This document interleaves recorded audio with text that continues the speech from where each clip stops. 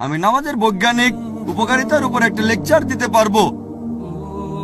1 ঘন্টা ধরে লেকচার দিতে পারবো নামাজের বৈজ্ঞানিক উপকারিতার উপরে। যেমন ধরেন, নামাজের সবচেয়ে সেরা পজিশন সিজদা।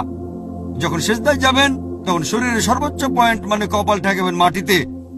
যখন এই পজিশনে যায় তখন কি হয়, আমাদের ব্রেনে রক্তের সাপ্লাই বেড়ে যায়, ব্রেন সুস্থ স্বাভাবিক থাকে। এতে করে চিল ব্রেন হওয়ার সম্ভাবনা কম থাকে। চিল ব্রেন মুখের স্কিনের এক প্রকার রোগ। যখন সেজদা দেই তখন ব্রঙ্কিয়াল ট্রিতে ড্রেনেজ হয়, শ্বাসনালী রোগ হওয়ার সম্ভাবনা কম থাকে।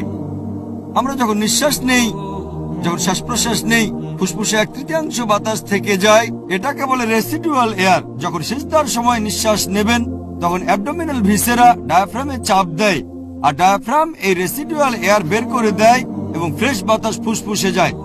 রেসিডুয়াল বাতাস বেরিয়ে যাবে, তাজা বাতাস ঢুকবে।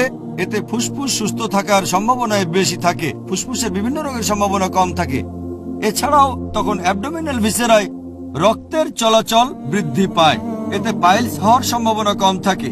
যখন বসা থেকে উঠে দাঁড়াবেন, সিজদা থেকে সোজা হয়ে দাঁড়াবেন, তখন কাফ মাসলে প্রেসার পড়ে। আর মেডিকেল সায়েন্স অনুযায়ী এই কাফ মাসলকে পেরিফেরাল হার্ট বলে। এটা শরীরের নিচের অংশে রক্ত পাম্প করে। আমি এভাবে আরো অনেক পয়েন্ট বলে যেতে পারি নামাজের উপকারিতাগুলো কি কি। তবে তবে আমরা মুসলিমরা এই উপকারিতার জন্য নামাজ পড়ি না।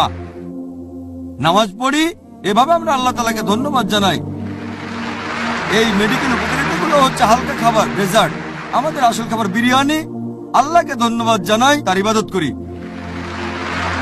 এই মেডিকেল উপকারিতা দেখে হয়তো অমুসলিমরা আগ্রহ পেতে পারে, হয়তো ইসলামের কাছাকাছি আসবে, এতে স্বাস্থ্য ভালো থাকবে। তবে আসল কথা আল্লাহ তাআলাকে ধন্যবাদ জানানো, কারণ তার ইবাদত করি।